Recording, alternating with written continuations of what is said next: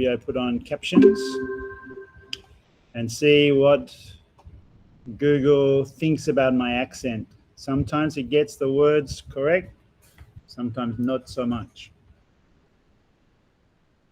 Okay, that looks good. I'll begin. So it's Anthropology and the Human Condition. It's Thursday, the 16th of September. This is group 1, although it's the third group during the week. And we're going to start today talking about like the origins of anthropology in a way. The origins of anthropology in Europe, where the discipline, anthropology calls itself a discipline, right? Presents itself as a discipline. What is a discipline? You see I've got translations here. Sometimes my translation is not good. I use a big volume. I've got Dictionary of the Social Sciences to try and get the concepts with the agreed translation. But every translation is something to challenge, I guess. Some are easily agreed, 1-to-1, straight away. We can work it out.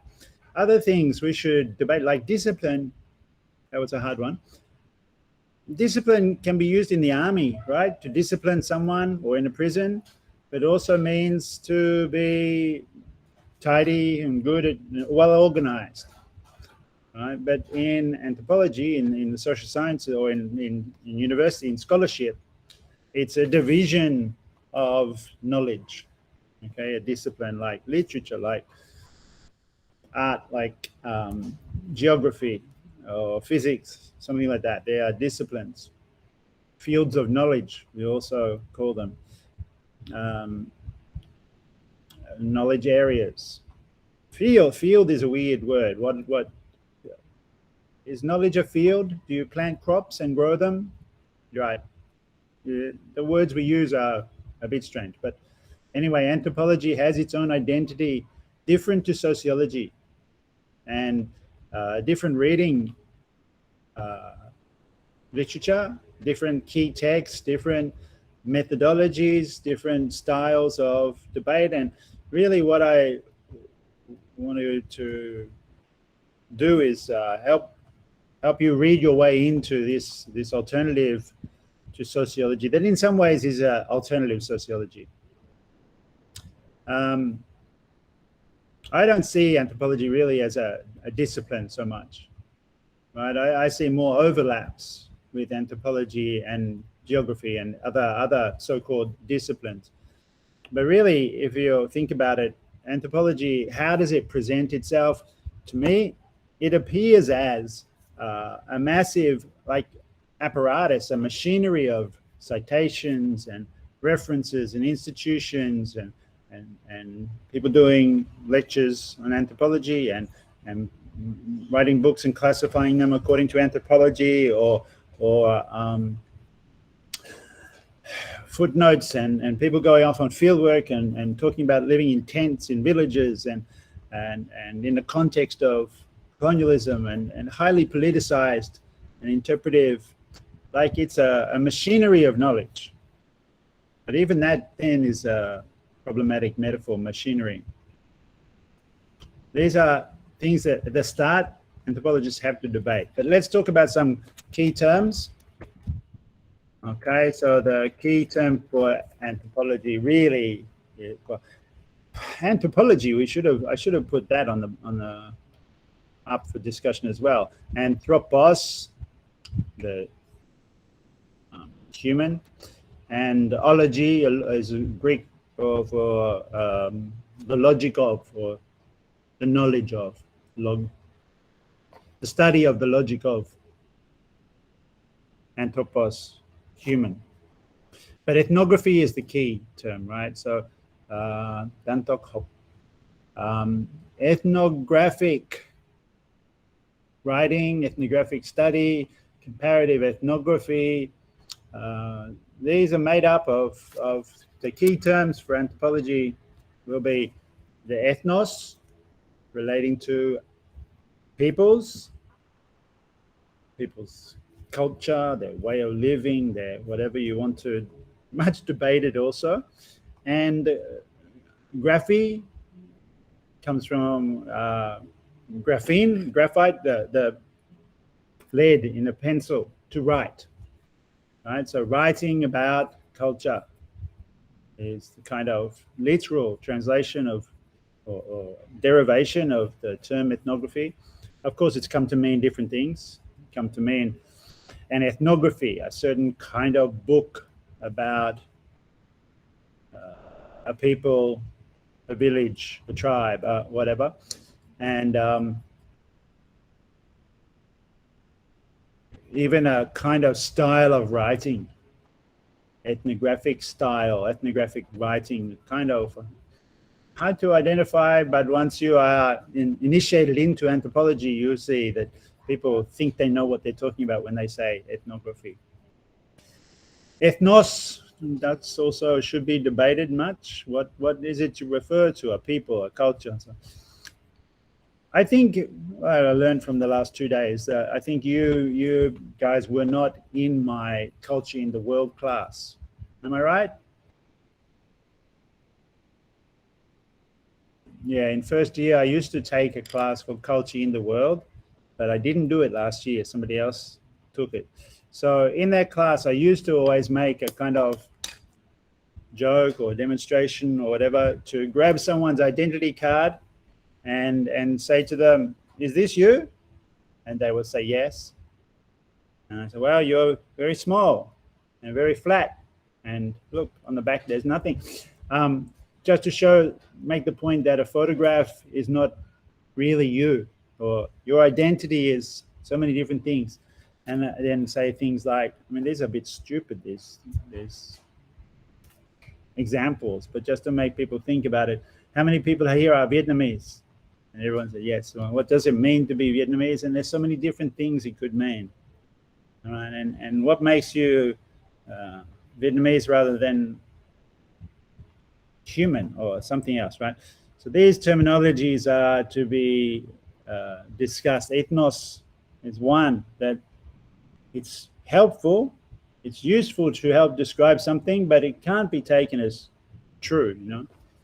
Now, that's the case for every concept, and anthropologists love to talk and question and challenge the meaning and interpretation of words.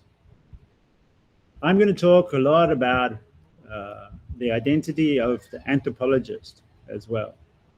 Have a look at the cartoon there. This is an old classic cliche cartoon by a guy called Larson. You know, I forget his first name. I want to say Dominic Larson, but that doesn't sound right. Anyway, Larson is a well-known cartoon scientist. Cartoons, Larson. I may have cut off the signature in my crop.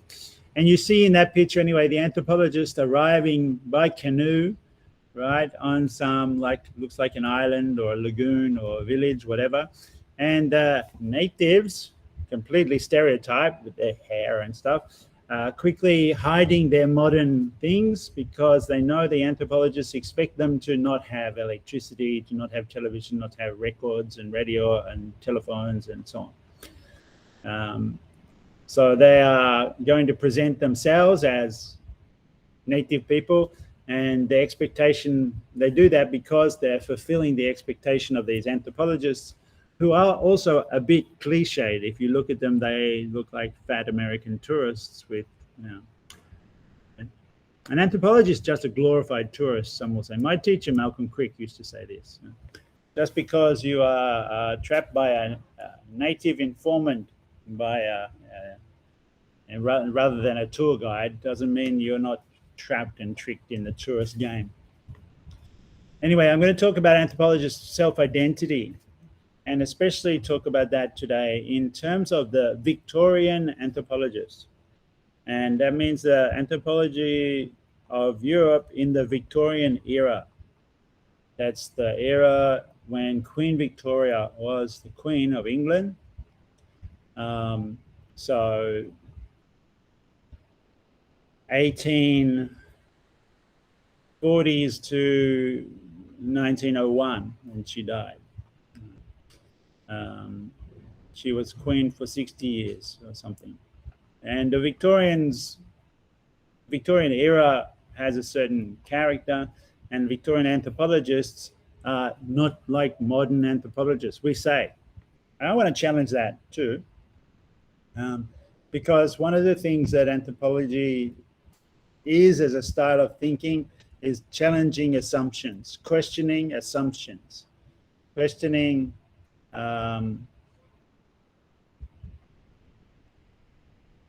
like we all have assumptions. We necessarily do. From where we are looking at something else, we assume we can translate. We assume we can understand. We can assume that our understanding is the same as somebody else's understanding.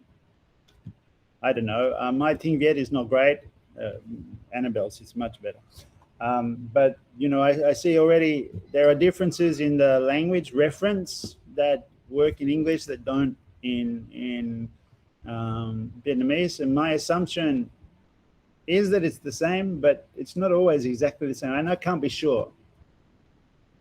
Like maybe the distinction between blue and green, right? I think it's different for, anyway, I don't know about this. Anthropologists love these kind of examples. Now, but the critique of one's assumption, or trying to challenge your assumptions, is what anthropology was always about. One assumption from the Victorians was that Indigenous people were not modern. They assumed that primitive people, they called them, were like what Europeans used to be thousands of years ago, and modern Europeans were different. First of all, they assumed that native people were not modern, or people from outside of Europe were somehow not as advanced or backward or something. And they then, based on that assumption, well, killed them or colonized them or treated them badly, or assumed they were lesser, etc., etc. Of course, anthropology was in the business of breaking down assumptions. And we are still in that business. And even if you think that you're not making any assumptions, that's an assumption. We all necessarily do have some assumptions we can see that we make, some that we can give up, and some we haven't even thought of yet. And I think your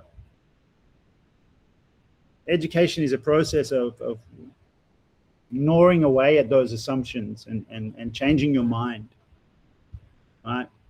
In a way, the only reason to do education, to do the philosophical or educational, the conceptual work of learning something, is learning to think differently than you do. That means changing your assumptions. Your assumptions are that you think this way about your assumptions allow you to think this way about something, and the questioning of scholarship is to see if you can think differently than that. Otherwise, what's the point of doing anything? You want to change your mind by reading a book, by learning something new, by by being challenged.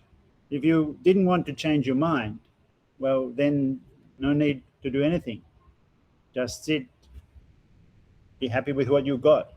It won't be enough, but okay. So anthropology is about challenging, questioning the meaning of words, the assumptions we bring to them. And if I'm going to talk about the Victorian origins of anthropology, that discussion of the anthropological self is a really big part of it. Now, it changes over time, and maybe since 1922, and we'll hear about this next week, anthropology has imagined itself to be modern and different from the Victorians. So I'm starting with the Victorians because everyone says that's what we used to be and we're not anymore like that. And I think one level that's true. At another level, that's not so true. I think in a lot of ways, the old Victorians and some of their prejudices and their assumptions may have changed, but some have not. The idea that some people can do comparative ethnography basically to stare at people and write books about them is the same whether you're a Victorian anthropologist or a contemporary modern anthropologist. And is it necessarily a good thing to stare at people and write books about them instead of the alternative, which might be to collaboratively write books with people, which some anthropologists do now? And my work is trying to do that, to write together with people rather than write about people. Right, but anyway, we're going to talk about how the self-image of anthropology has changed over its history, and talk about its origins in its European origins, its relation to colonialism, or the fact of Europeans going out into the world to colonize, basically for economic reasons. And we'll talk about the East India Company, because it's not often talked about in anthropology, because anthropology sticks to anthropology, but I want to bring history in. We'll talk about that. And we'll talk about some of the founding fathers and their wives, so the mothers, of anthropology, including Louis Henry Morgan, a big influence on Marx, Edmund Bernard Tyler, the first professor of anthropology at Oxford, James Fraser, and Richard Burton. Richard Burton's a little bit unusual. People wouldn't normally put him in this little club, maybe with Herbert Spencer, but I have been reading him a lot recently, and he was the secretary and then president of the first London Anthropology Society, set up in the 1850s. And so I want to include him, especially because he was very interesting in that he did this thing that I want to convey to you about anthropology. And if there's like one sentence that you remember and that I'll repeat many times, the key thing about anthropology as method is what Burton used to say to himself as well. Got to go and have a look for yourself. Go and have a look for yourself. So Burton would, and the text, if you came early to the course site, I put up his text about him going in disguise to Mecca, the first European to get inside the holiest of holy temples of Islam. In disguise, and having learned the language, he went and had a look for himself. And that can be true also about, just reading a book as well. Rather than read about what Marx said, go and read Marx. Rather than read about what Malinowski said, read Malinowski. Rather than listen to what I say about anthropology, read some anthropologists. Have a look for yourself, right? That should be our slogan, our keyword. So Richard Burton I include because he did this. But the European anthropologists, the early Europe anthropologists, were historically enabled by the fact of colonialism. They were sitting at home. We call them armchair anthropologists. They were sitting in Europe at their desks or in their studies in Oxford and Cambridge and London, and they were reading reports from all over the world coming in from missionaries and from colonial traders, from the administration, and they from these armchairs they set up organizations to try and control what was going on in colonialism. They set up the Aborigine Protection Society, and they were part of geology, and within the geology they made the Geography and Geology Society. They made a section on ethnography, ethnological society, and then ethnographers. And a breakaway group was the London Anthropology Society. But they come out of a group which was set up to fight against the slave trade and set up to protect the Aborigines, right? Mostly in Australia, but other indigenous people too. And, anthropology is proud of this origin at one level, because to be anti-slave trade is what the British, they talk about Wilberforce and they commemorate the anniversary, and so on. Wilberforce was fighting in the Parliament for a law against slavery. But there's a contradiction in that, because to be anti-slave trade, you have to recognize that there was a slave trade, that in fact Britain was built on slavery for so long, right? And the US as well, even though everyone applauds Lincoln and the Civil War, which was to free the slaves. Wasn't really, but we can debate that. In order to free the slaves, it meant you had to have slavery first, and that's part of the history. The same, Aboriginal Protection Society. Well, Aborigines had lived in Australia for 80,000 years at least and didn't need protection until Europeans came, right? So the Europeans just set up, you can't be so proud about a Aboriginal Protection Society when you set it up to protect Aborigines from yourself. And there's also a patronizing structure to that. I mean, what was the enemy of Aborigines in Australia before that? The kangaroo? It's the Europeans who came to kill them, to exterminate them, because they had in their head this assumption that Australia was empty and could be claimed by Captain Cook for the English. And then suddenly there were people living there. They didn't have real estate papers to show their ownership of the land, so they exterminated them. And the Aboriginal Protection Society and a White Australia policy was, smoothing the dying pillow of these people that were supposedly going to die out. Terribly racist assumptions. Anyway, this is when we talk about anthropology's origins. We have to consider that it comes out of this political context of colonialism. The cartoon here, crikey, I forget the cartoonist's name. I must go back and find that. But this is a little shift on the standard evolutionary model. Now, the Victorian anthropologists are largely considered to be evolutionists, but not all of them were, I must say, and so on. And evolutionism is out of favor in anthropology, right?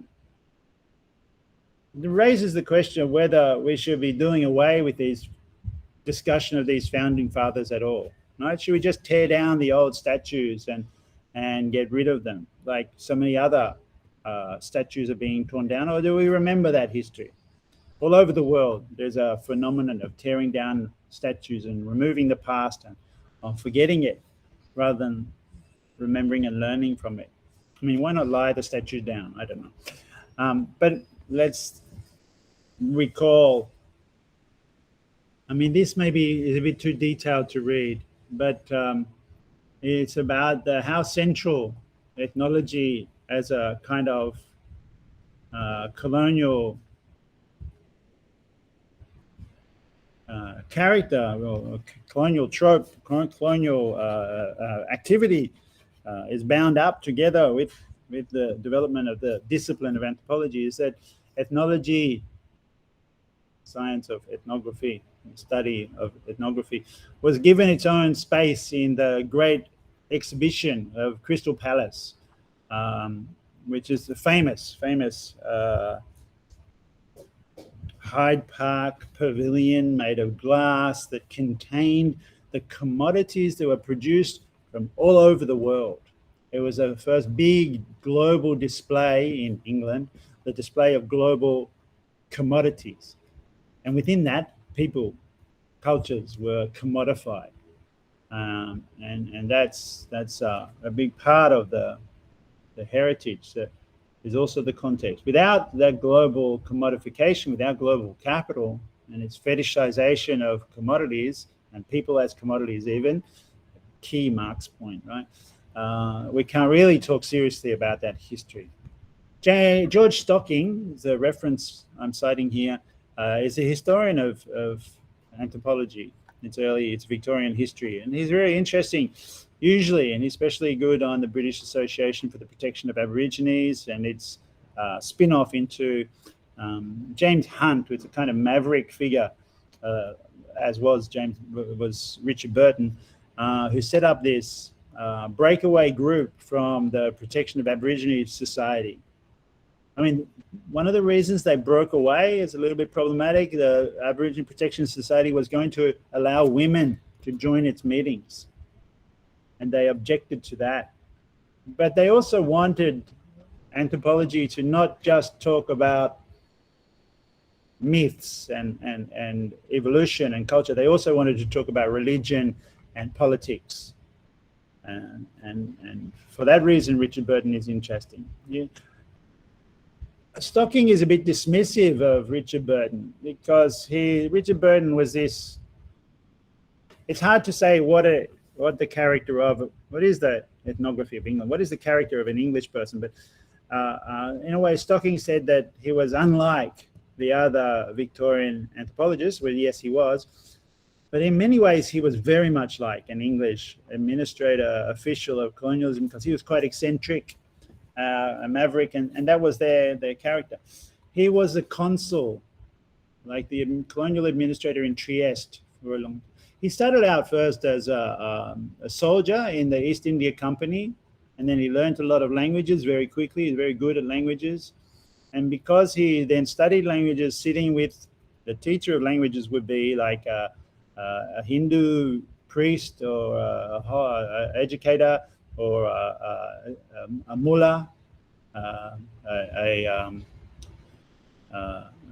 Muslim learned man. He would sit with them to learn the language, and by doing that became knowledgeable about the culture and sympathetic to the culture in a way that a normal soldier could not be, right? Because the soldiers of the East India Company were about occupying army and capturing power. Knowledge, of course, is a way of capturing power, but so there's some question about it. But I think Stocking dismisses Burton a bit because Burton, in his eccentricity, which is very British in a way, was also about shocking people. He wanted to challenge people.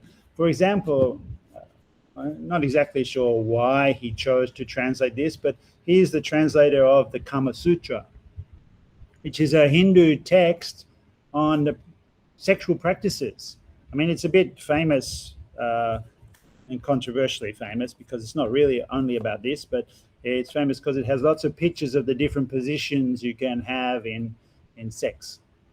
And Hinduism nowadays is not really into display of the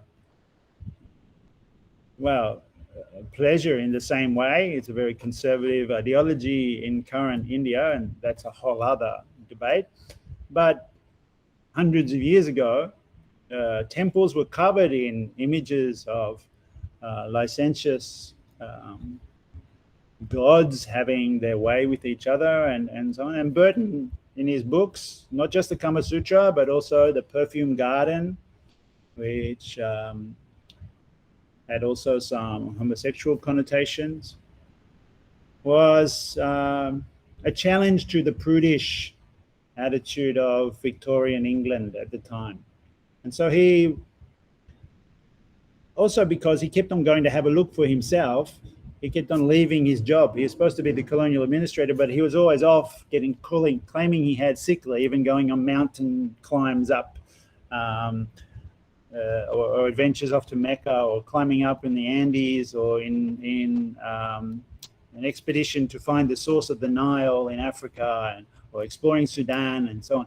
He probably spent, part of his biography is he spent more time doing explorations than he did spend in his office being the consul in Trieste, where he was supposed to be doing his work. But, kind of good thing he did that, because he gave us these amazing texts. He is also the translator of the 1001 Nights. I'll talk about this later, the fantastic set of stories. Anyway, he's one of the first anthropologists that I wanted to introduce.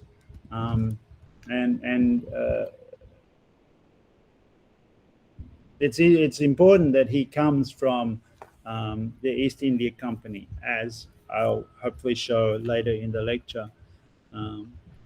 Now, it's debatable, of course. It's good that Stocking is a bit lukewarm on Burton, and Burton is unlike the other founding fathers that we'll talk about in a minute, Fraser and Tyler and Morgan. But there should be debate in anthropology. That's the good thing about challenging your assumptions.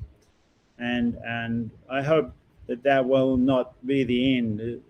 And this is the debate about whether anthropology is in the social sciences or in philosophy, or is it the humanities, and all sorts of other questions as well. Should you even do comparative work? What's the philosophical basis for doing? What's the basis for someone from Europe doing comparative work? Why isn't comparative work done by the people being studied who then would compare? Anyway, there's also problems about anthropologists being considered to be kind of spying on people. When they come to have a look, and Burton was often mistaken for a spy. That was always the challenge and the danger. But he also is a storyteller, and this is an important part of the humanities side of anthropology. Is it analysis of culture and like a science with the methodology closer to sociology, or is it more like an art form of storytelling? My question, of course, or my point is, can't it be both? Because someone has to tell the human stories and the myths, and we also want to debate and understand what's true about them, whether it be the mythic or the way in which we interpret contemporary truths, the news versus fake news, white privilege and its assumptions, the political dimension of translation, privilege and class system in the context of competition between global powers like China and Vietnam, pushing to bring English language into the sphere. But English language is not, translation is not neutral. It's a regime of interpretation as well. It has to be debated. Could be debated by anthropology. In the context of economic issues, and that will be the case whether it's Victorian anthropology and the role of the East India Company, or contemporary anthropology and so-called development, which is kind of taking over anthropology in Vietnam and elsewhere. In the context of anthropologists are now studying special economic zones. I'm studying special economic zones, and they're sometimes becoming more like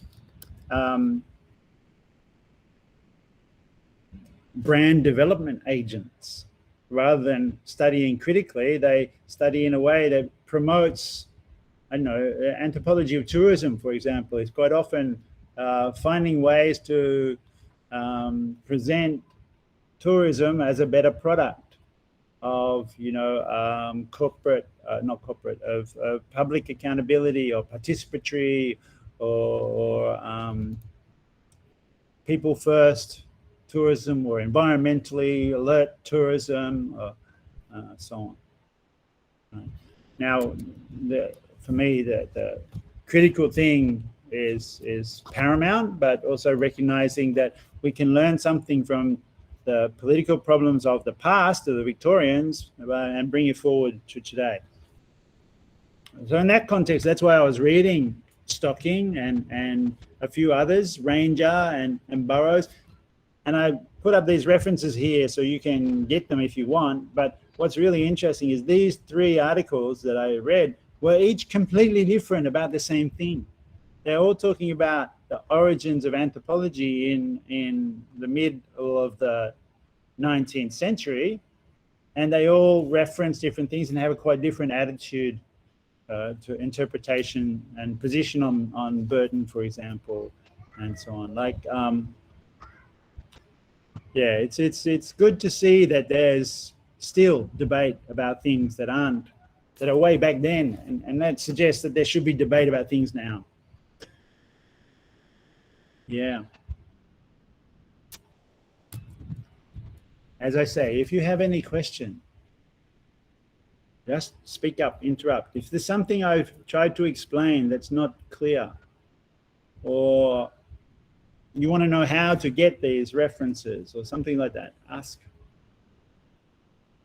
what I'm going to do while waiting for a question, what I'm going to do is next is talk about some of those founding fathers. I mean, more than I've talked about Richard Burton already. And while he was the secretary and then president for a while of the London Anthropological Society, that society eventually folded back into the the Anthropological Institute, which became the Royal Anthropological Institute, and that still exists today. And so that debate between the maverick and the ethnologist versus the anthropologist kind of dissolved in reconciliation, but we've still got stuff to learn from it. Whereas the next figures that I'll present to you, which are like James Fraser and so on, I think it's significant, this is just my opinion, my interpretation, significant that most anthropology courses, introductory anthropology courses, will refer to them and not Burton, because in a way they want to say that Fraser, Tyler, and Morgan were the beginnings of anthropology, but we don't think like that anymore. You know, we broke from that because of the person we'll study next week, Malinowski, very much breaking from his teacher who writes the introduction to his first book, James Fraser. I think actually that we have a lot in common, more in common with these guys, Fraser, Morgan, and Tyler, that the break that anthropology likes to tell itself, to say that it's modern, is not so much, is not there so much. But all right, let's introduce James Fraser. You'll see actually that his dates, 1854 to 1941, are a bit late for the Victorian. So he's already, anthropology existed in 1857, right, when the Ethnological Society was operating. But while he's maybe the youngest of the group that I'll look at today, in a way he's the most representative of armchair anthropology, because he really did not travel to have a look at the people he was studying. He sat at home in the university offices in Cambridge, and he wrote these 12 fat volumes of a book called The Golden Bough. And The Golden Bough is very interesting to read. You can get a shorter version, highlights. And it's about so many different beliefs of people on death, on birth, on procreation, on kinship, on so many different things. But the Golden Bough refers to the magic of hallucinogens. So very interesting. The Golden Bough, there's a kind of, in so many cultures, the shaman or the medicine man or the holy man or the witch, doctor, or we don't even have the right terms for this, would ingest a fungus, a mushroom or a flower or something that would give them a hallucinogenic experience, and this would allow them to interpret more profound secrets about the world, the real world, the mythic world, or go on. Anthropologists are fascinated with this stuff, how other people will take drug-induced journeys in the dream world and so on. And the Golden Bough refers to that branch that sets the mind afire, right? Puts a spark of enlightenment or energy of imagination into the brain. And you can get this by ingesting a mushroom or a fungus or some flowers, datura, for example. Or for some people, the skin of a frog. Anyway, so many different. He was collecting these stories from the missionaries and administrators that were writing back to tell him of these beliefs, right? He didn't go and have a look for himself. He didn't try it himself. Whereas some anthropologists, many anthropologists, famous anthropologists do. Always remember Brian Morris, famous anthropological professor. His most popular lecture was the one where he talks about peyote and taking hallucinogens. And his descriptions of that are quite funny. But Fraser was sitting at home collecting their stories. Actually, his wife was helping him, and she doesn't get her name on the book, but she should. I want to mention her, Lily. And you can visit now in his old offices, which is, or at least in the department, made into a kind of museum piece. The box of cards, that little reference cards, the days before computing, right, where they collected all this information and sorted them and put them in a file system, so that then when Fraser came to write up the volumes, it came out in several different editions.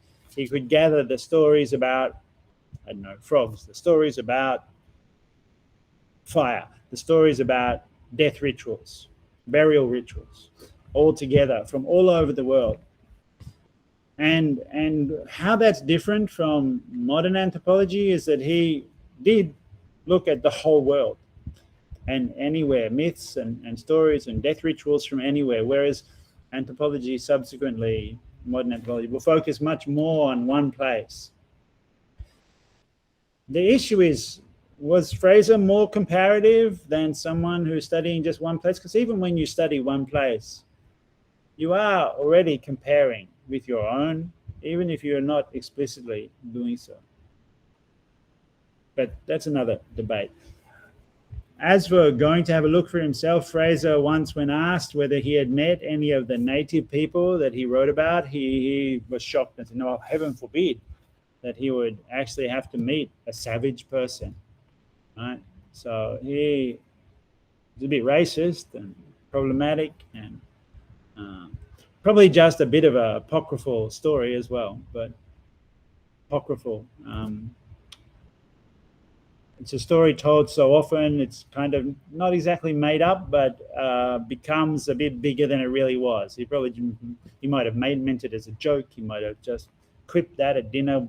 He might have been drunk, whatever. And it's become a story that now is attached to his name that people tell too often. And I've probably told too often. But it also gives you a feeling of a sense for the armchair nature of not going to have a look for yourself. Even though Fraser did travel around Europe a lot, he just never left. Never went to the colonial places where most of his information was coming. And that's amazing that he spent so long, 20 years, writing stories about people he never met. And all this stuff coming through the reports and collecting the letters was largely done by Lily as well. And yeah, I've said all the stuff in this slide. The next person I want to introduce you to is also an old founding father. He has a pretty impressive beard. Look at that. It's Sir Edmund Burnett Tyler. And he's a bit earlier, right? So 1832 to 1917. So born 18 years earlier, a generation, at least generation earlier. And he was the first professor of anthropology at Oxford. And he has this notion of culture. His definition of culture was very to challenge assumptions. Culture wasn't high culture like opera or the arts or something. Culture was just everything. That whole collection of pots and pans, bits and pieces that make up culture. That complex whole which includes knowledge, belief, art, law, morals, custom, and any other the capabilities and habits acquired by people as members of society. This notion is kind of leveling, egalitarianism, although it still also he made assumptions. I mean, for example, one assumption he makes is that we can find, and this is partly true, we can find in our practices what he thought were survivals from earlier outmoded ways of living. So we still, for example, refer to the pound in English money. That referred to, Marx makes this point as well, they referred to the weight in gold of a certain amount of value. It used to be a pound, a pound weight of this coin, but the indexical relation of the actual weight to the coin was lost long ago, and paper money changed that completely. Or practices like vowing to the marriage ceremony has lots of outdated, in Tyler's imagination, outdated traditional practices or things that are held onto as tradition that aren't really needed anymore. They're what he called survivals. And he assumed that by looking to the survivals, we could tell the story of the earlier phases of human society. And we could also see those in the native and primitive cultures of the rest of the world. And primitive being a word that we wouldn't use now for anyone, really, unless we're insulting them.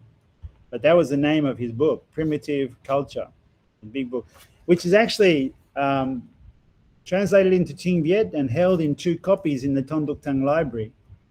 I mean, not that we can visit the library right now because of COVID, but when you go in, go and have a look at that book. Last time I went in and picked it up, I saw that no one had borrowed it for a long, long time. But some people have been looking at it subsequently.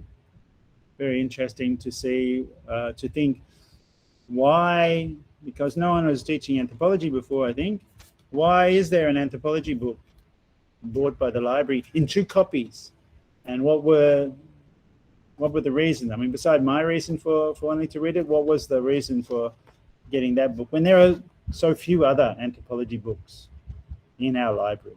Really, we need to get some of the ethnographies into that library, but we'll see how that changes over time. I'm trying to build up the collection. Tyler's other big assumption, and this is one of the things that's common to a lot of the 19th century Victorian anthropologists, was that you could make a kind of table of the different stages of human evolution. So an evolutionist, which is inspired by the origins. Where is that book? Inspired by evolutionary theory, Darwin, Charles Darwin, The Origin of the Species. And this phrase, origins, right, that sort of signals in a way that we're talking about the 19th century, doesn't it? Origins of the species. It's interesting because Darwin did go and have a look for himself, some 900 pages, and it tells, first of all, the first section is the voyage of the Beagle. The Beagle is his ship that he spent, was it 2 years traveling around the world, examining wildlife and finches and in the Canaries and turtles in Galapagos or all this, traveled all over. But then developed his theory of the things that we now take as common sense, right? Survival of the fittest, natural selection, things like that, which were controversial at the time. So the origins of anthropology, the origins of species, the origins of, was an absolute obsession for the Victorians. So the origins of society, where does societies come from, was their interest, and they set out on tables the development of society, so social evolution. It was actually Morgan, Lewis Henry Morgan, who's even earlier, right, 1818, who most clearly set out this kind of tabular thing. It's interesting, he was a major influence on Marx and Engels. He was born the same year as Marx. Marx was born 1818 and died 1883. So Morgan died 1881. So they're really near contemporaries. although Morgan was working in America.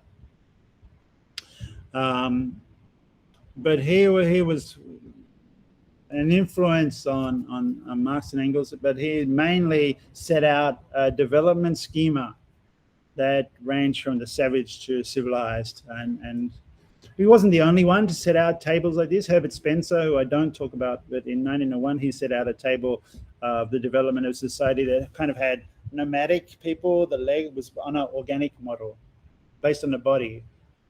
Nomadic people, the legs, they walk around a lot.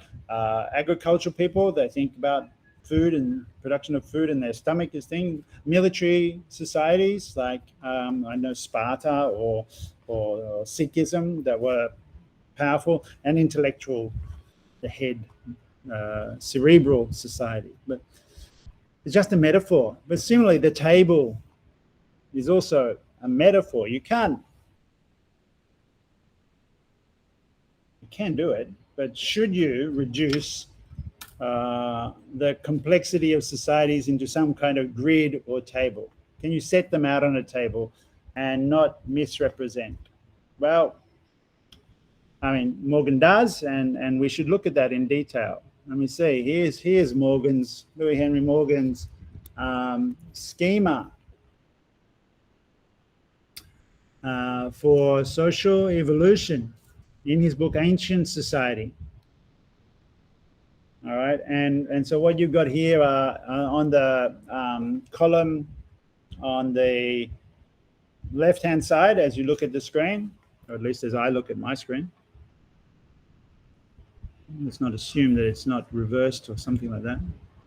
You have different periods of society in Morgan's head, the historical periods, from the older period of savagery. Of course, we'd never call people savage society anymore, but the middle period of savagery, the later period of savagery, then older period of barbarism, middle period of barbarism, and later period of barbarism, and then civilization.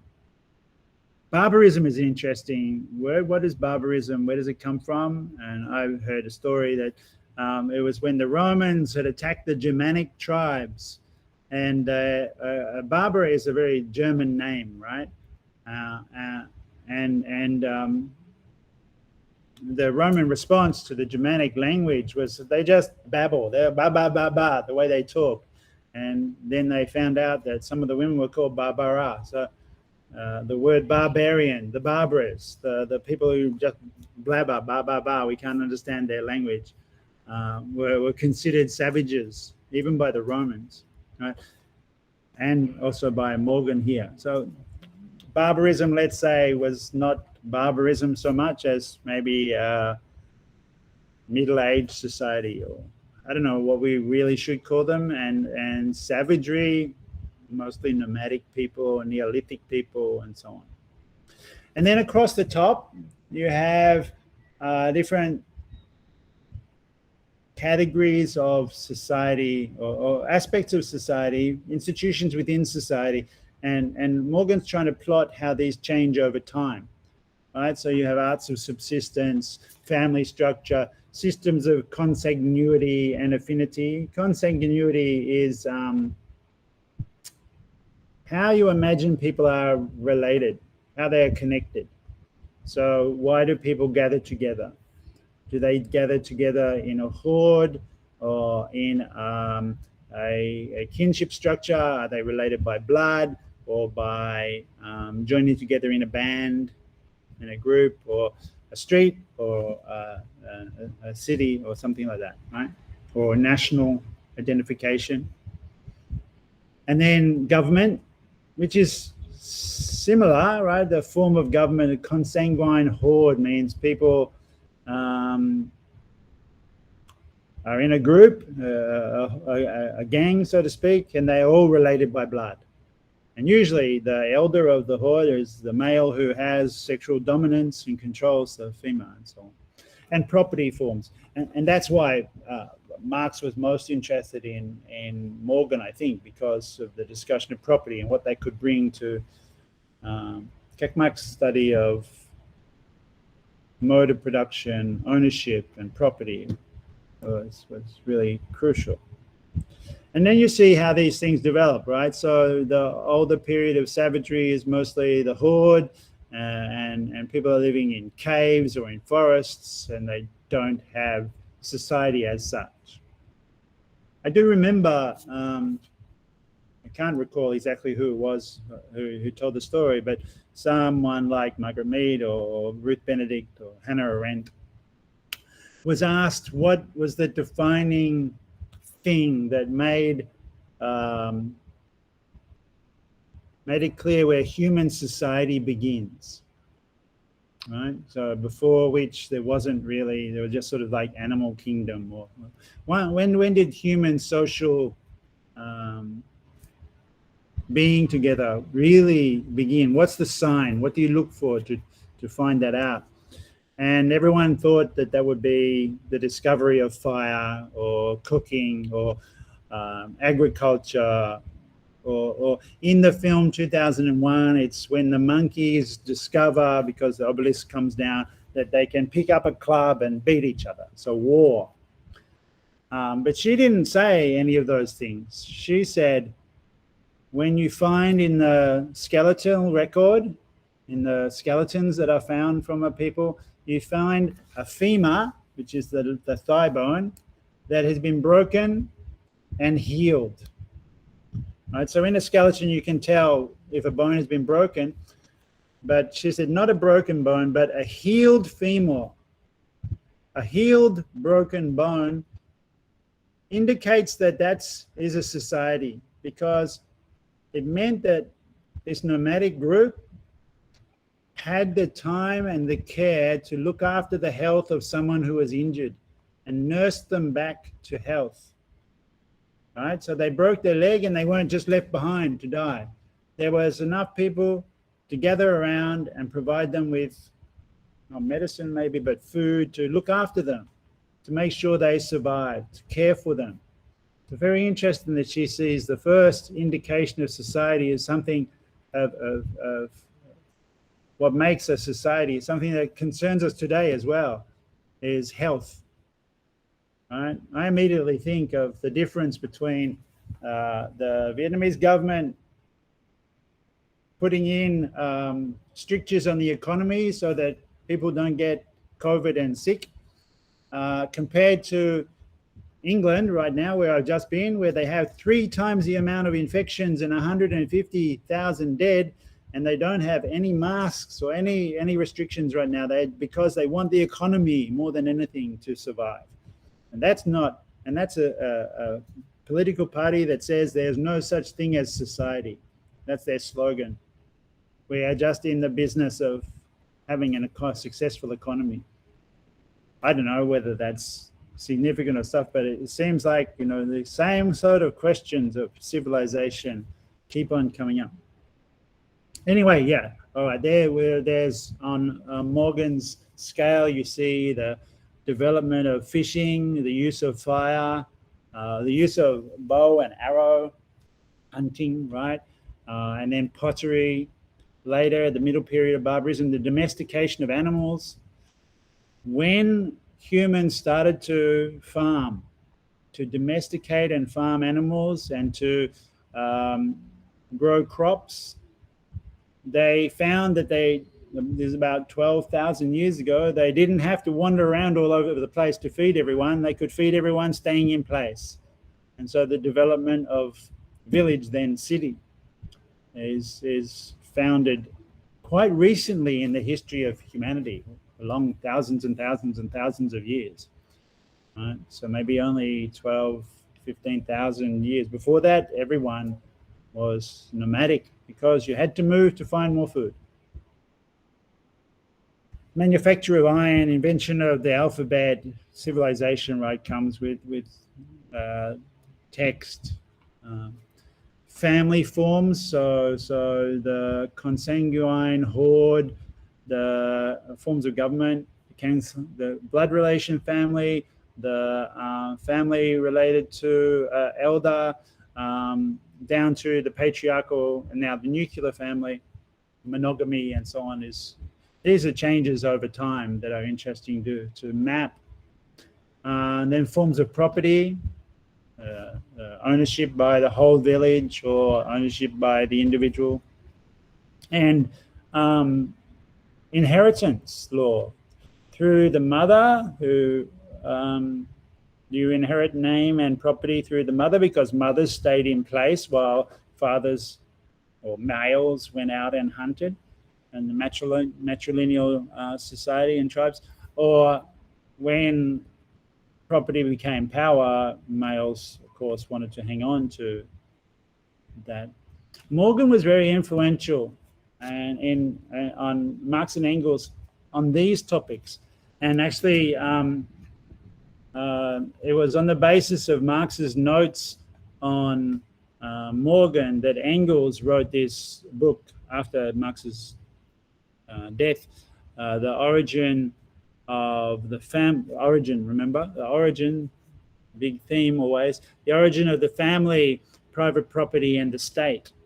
Um, and I've taken just a number of the English editions of that book. You see, it's often translated. It's considered kind of the founding text of feminism, because something underdeveloped in a way in Marx's Capital is the role of women in the family doing reproductive work to train, unpaid, usually unwaged, to train the next generation of workers.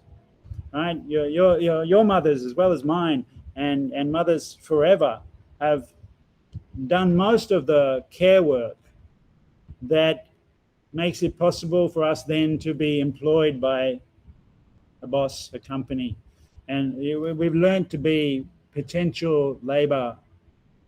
Right, you learn language, you learn to keep yourself clean, to wipe your nose and your bum and so on, to have basic skills. You have to learn them from someone, and you learn them from your mother, usually. I mean, your parents, but still, even after new age men and single men looking after kids, uh, um, sole parenting, I mean, even though that's not dominant, it's still largely women who do this work, reproduction, uh, unwaged, for free. They work in the home for free. I mean, big issue. Of course, there's also the reproduction of labor power. The reproduction of workers also means the labor of actually giving birth to future workers. Right? In English, we call that labor. Right? Going into labor means the actual moment of childbirth, the 20 hours or so where you're pushing out a future worker, is called in English labor. I'm not sure in Tingget. What's the word? Is it the body? I'm not. What's the word for giving birth in Tingviet? Anyone?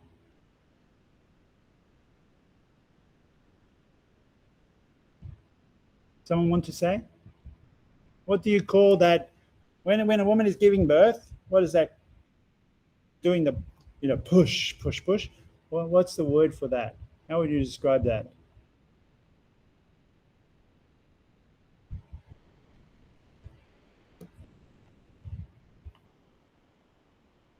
Can I ask someone?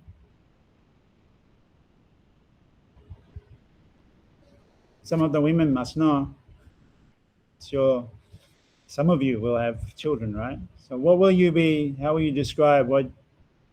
Is there an actual a separate phrase for that in Tingit? There must be.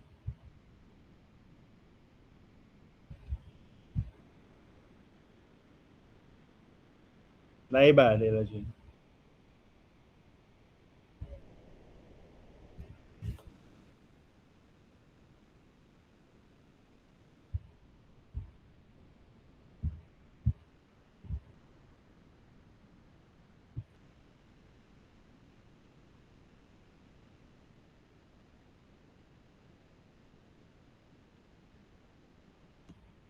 Okay, so V, you know, Yin,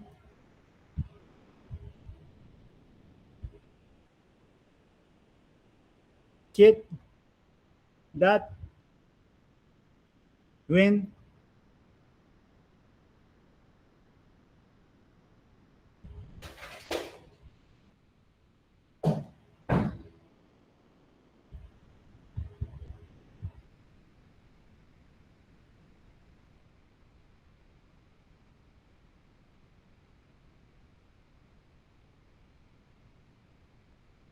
All right, what I can try and do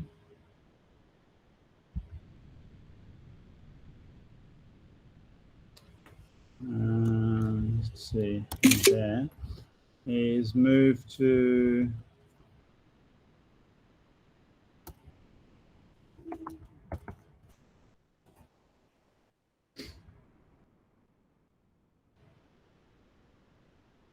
if I share this now, hang on,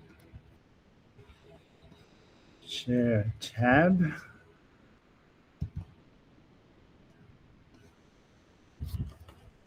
So reproductive labor. You see this? English to Vietnamese. Is this correct? Lao Dong Sinh San.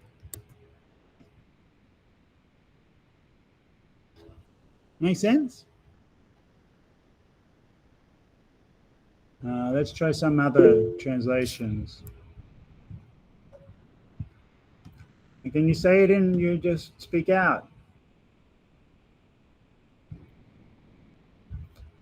I'm saying, what is the translation? You see the transcript. What is the translation of labor, of giving birth? Let's try this.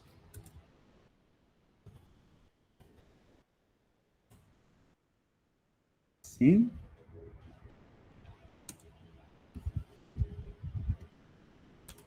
Labor. In English, it will be labor, but labor has, Nang Kong, like labor as in work. But it's also reproductive labor. Birth.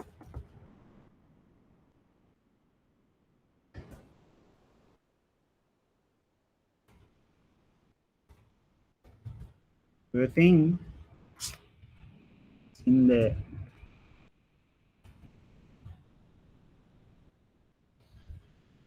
Which do you think is possible is correct here?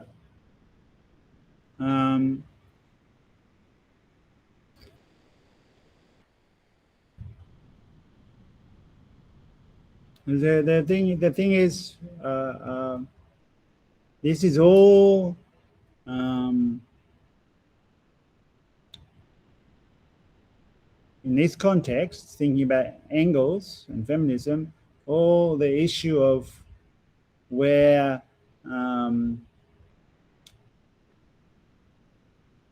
new workers come from, who produces new workers, and women produce new workers. They give birth, and in English we call this labor. Going into labor, that's maybe a better thing. Going into labor, let me see. Going into labor.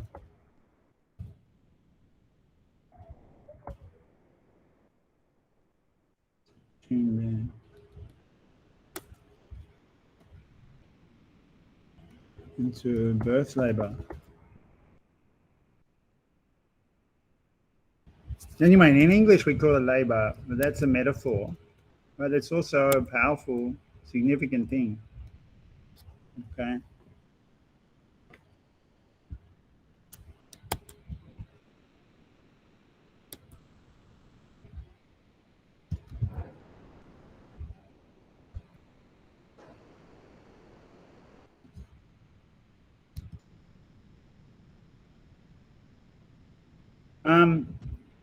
It might be that while some of my text is translated, some is not. I wonder if you have, then if you're really having difficulty understanding what I'm saying, whether or not you have Google Translate on in your machine. You know you can do that. Actually, I should stop presenting that and show again this tab of Google Translate. Right, so if you turn on this microphone while I am talking, you'll get a rough translation. It won't always be correct, of course, but you can at least then supplement, follow what I am saying while you have the English below. You can have then a simultaneous translation electronically. That is not always correct, I must say. Sometimes it's wrong. But it can help if your trouble is that you don't understand my English, my accent, or just English well, right? Of course, I want you to practice in English, but also I want to be understood. You see how helpful that program is, Google Translate? Now, my translations, when I put them on the PowerPoint, are not done with this because it's too many. This makes too many mistakes. I use the book, the dictionary, but you know, rough enough is good enough. I mean, you probably need to make the size a bit better. Let me see if I can do that. Yeah. Has that made the size better? So, and after a certain amount of time, the translation stops and you have to restart again. You can save it, press this button here. You can copy that and save it into a separate document, flipping Command Tab to a different document. But yeah, use that. Should have said that early on.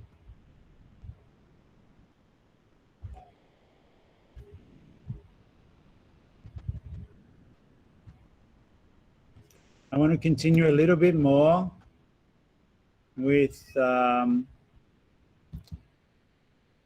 Engels, but just a few minutes.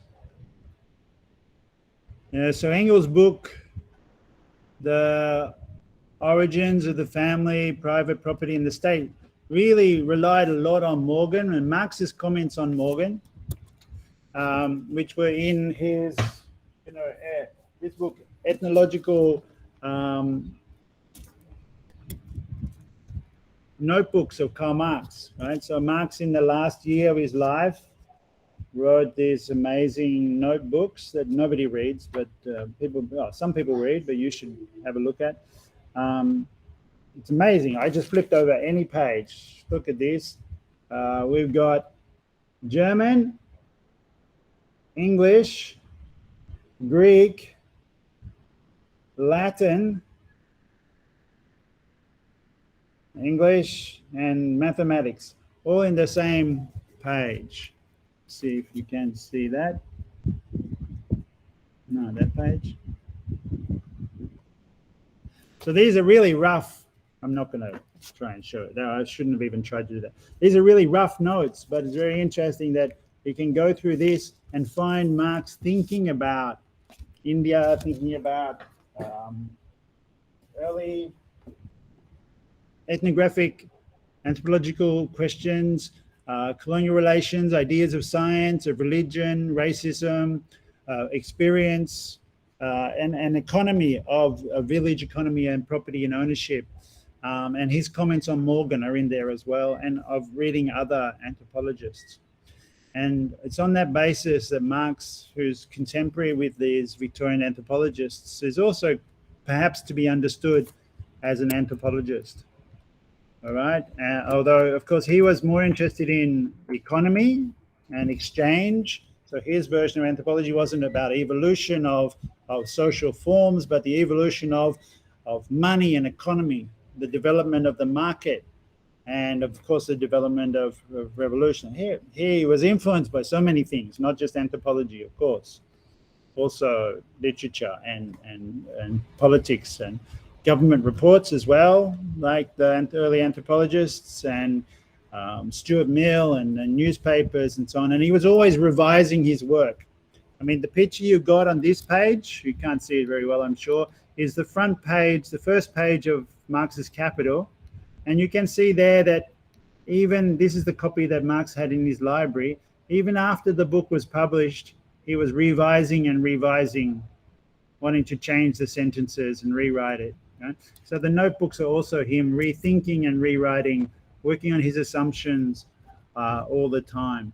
And this is contemporary with the development of anthropology, as mentioned, the London Anthropological Society and Hunt and Burton.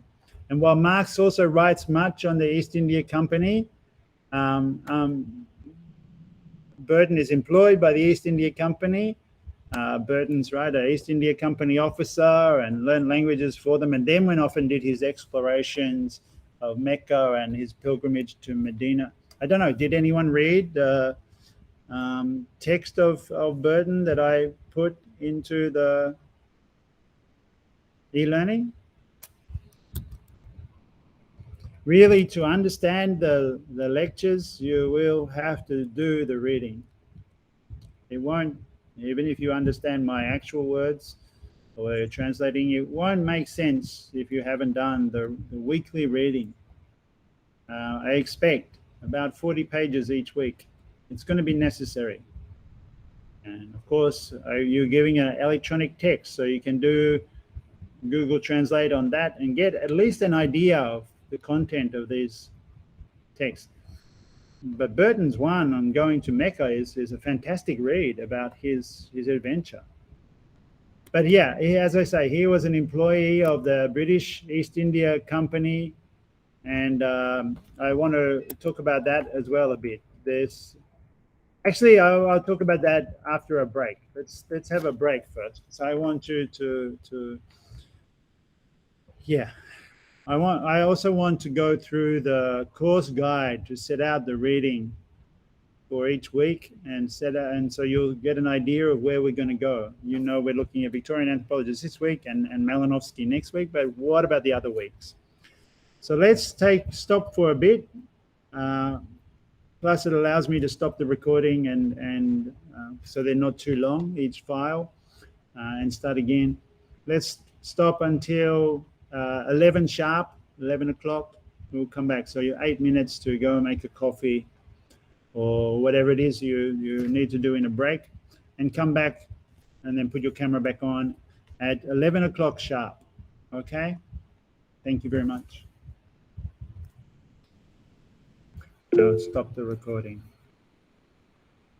It takes so many clicks to stop the recording.